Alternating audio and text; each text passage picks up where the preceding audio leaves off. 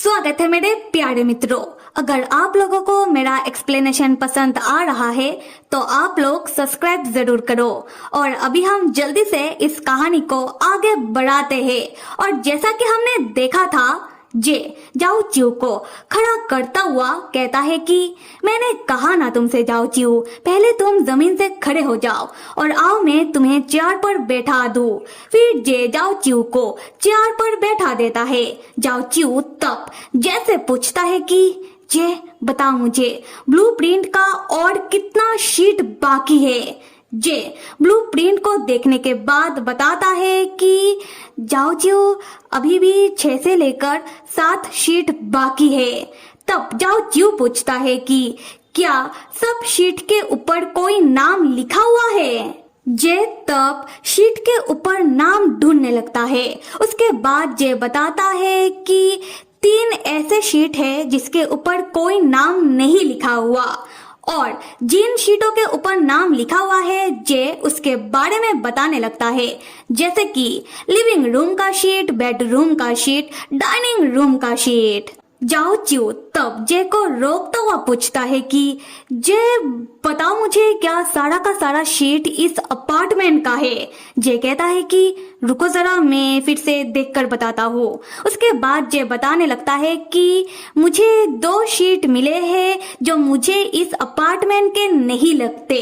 मुझे समझ में नहीं आ रहा कि इन 2 शीट के ऊपर किस तरीके का डिजाइन बना हुआ है, और ये वही 2 ब्लूप्रिंट है जिसके ऊपर कोई नाम भी नहीं लिखा हुआ। जाओ चिऊ तब अपने हाथों का ब्रेसलेट दिखाता हुआ कहता है कि जे क्या ऐसा हो सकता है कि ये 2 ब्लूप्रिंट मेरे हाथों के और पैरों के हाईटेक ब्रेसलेट के बारे में हो। जे थोड़ा सोचने के बाद कहता है कि हाँ ऐसा हो तो सकता है, पर ये तीसरा ब्लूप्रिंट, इसके ऊपर भी तो कोई नाम नहीं लिखा हुआ और समझ में भी नहीं आ रहा कि ये कहाँ का लोकेशन है। जाओ चिऊ तब परेशान हो रहा होता है। फिर जाओ चिऊ जैसे कहता है कि क्या तुम इन तीनों ब्लूप्रिंट की डिजाइन के बारे में थोड़ा बहुत मुझे बता सकते हो। और जे ठहरा ब्लूप्रिंट का अनाड़ी। फिर भी जे इन तीनों ब्लूप्रिंट को गौर से देखने के बाद जाओ चिऊ से कहता है कि मुझे तो ये तीनों ब्लूप्रिंट दिखने में बिल्कुल एक जैसा ही लग रहा है।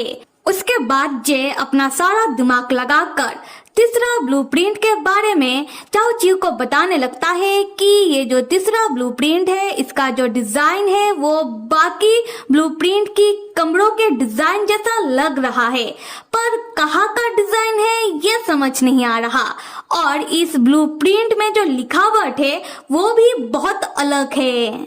जाओ चिऊ तब कहता है कि तो फिर हमें मेरे हाईटेक 2 ब्रेसलेट की ब्लूप्रिंट को फिर से देखना चाहिए। उसके बाद जाओ चिऊ अपने ब्रेसलेट की जो ब्लूप्रिंट है उसके बारे में वो अनुमान लगाने लगता है।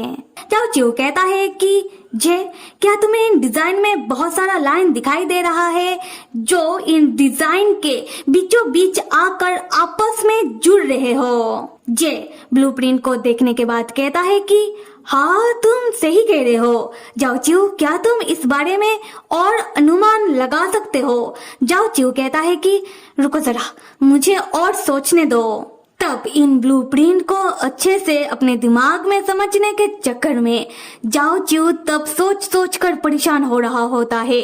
जे इस चीज को देखता है और जाओ चिऊ के पास आकर बहुत ही प्यार से अपना हाथ जाओ चिऊ के सर में रखता हुआ कहता है कि जाओ चिऊ आराम से सोच लो, हमारे पास बहुत वक्त है। जाओ चिऊ कहता है कि वक्त की बात नहीं है। उसके बाद जाओ चिऊ किसी छोटे से बच्चे की तरह चिल्लाने लगता है कि ये सब कितना एनोइंग है, मैं बहुत परेशान हो रहा हूँ। काश जाओ चिऊ इन ब्लूप्रिंट को देख पाता। जे तब जाओ चिऊ को शांत करने के लिए कह रहा होता है कि जाओ चिऊ अगर क्या हो कि कोई अगर बाहर से सामने के दरवाजे को तोड़ता हुआ हमारी मदद के लिए अंदर आ जाए तब क्या होगा जाओ चिऊ। जाओ चिऊ कहता है कि मुझे विश्वास है कि तब तो हमारी परेशानी का समाधान ही निकल आएगा। जे कहता है कि तब तो हमें थोड़ा इंतजार कर लेना चाहिए, और वैसे भी हमारे पास पहले से ही बहुत सारा खाना और पानी है। तब फिर भी जाओ चिऊ उदास होकर अपना सर नीचे करके बैठ जाता है। ये देखकर जे पूछता है कि अब क्या हुआ जाओ चिऊ? जाओ चिऊ कहता है कि तुम नहीं समझोगे जे कहता है कि तो फिर मुझे समझाओ। जाओ चिऊ फिर से वही कहता है कि तुम नहीं समझोगे, और यहाँ पर इन दोनों के बीच इस बात को लेकर बहस होने लगती है कि तुम समझोगे या फिर नहीं समझोगे। खैर अगले सीन में हम देखते हैं कि जाओ चिऊ लिविंग रूम के सोफे में बैठा हुआ होता है और अभी भी उदास होता है, और जे जो जाओ चिऊ को बस देख रहा होता है। उसके बाद जे खड़ा होता है और एक गहरी सांस लेता है। फिर जे रसोई में चला आता है और फ्रिज को खोलता है और अपने मन में कह रहा होता है कि मैं खाना तो बना नहीं सकता, बस मैं रसोई को साफ ही कर सकता हूँ।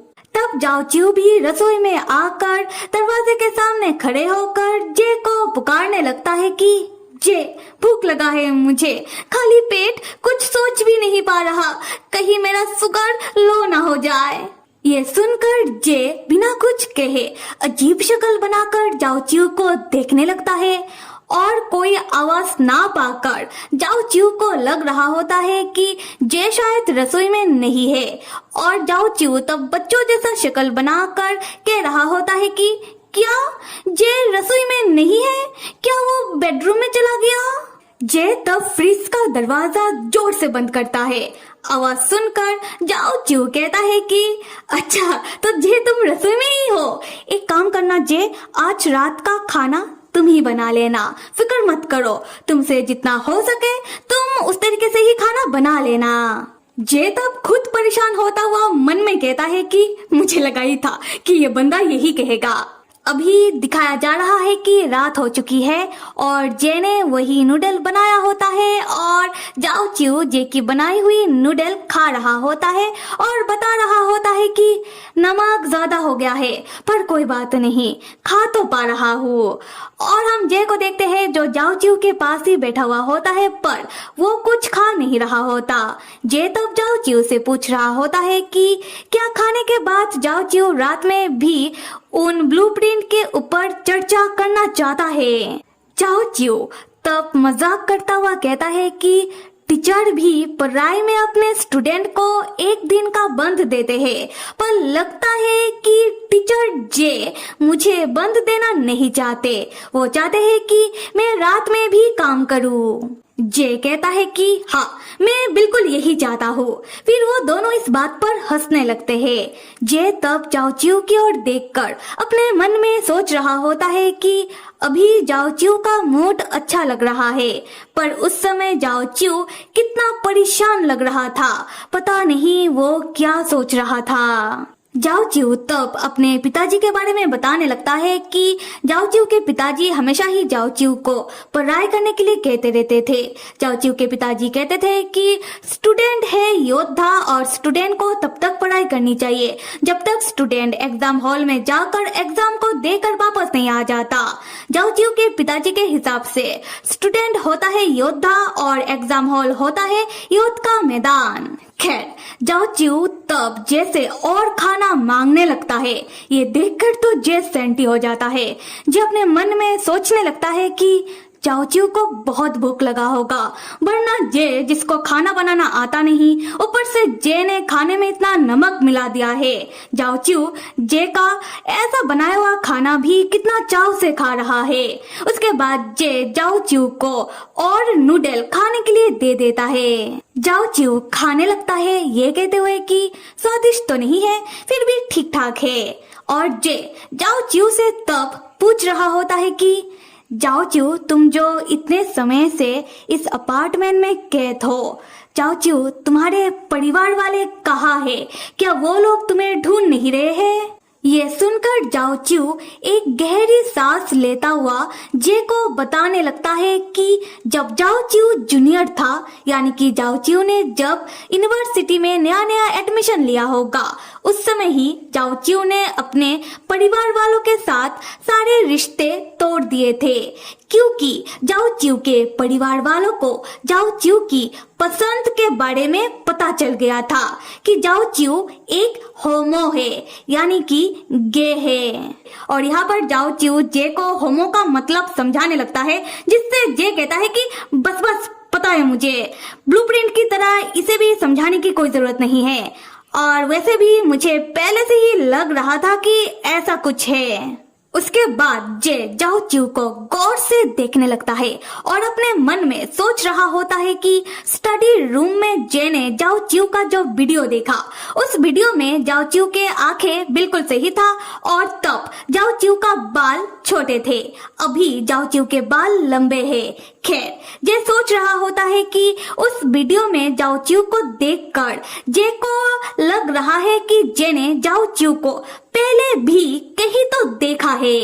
तो फिर मेरे प्यारे मित्रों, क्या लगता है, जे क्या जाओ चिऊ को पहले से ही जानता है?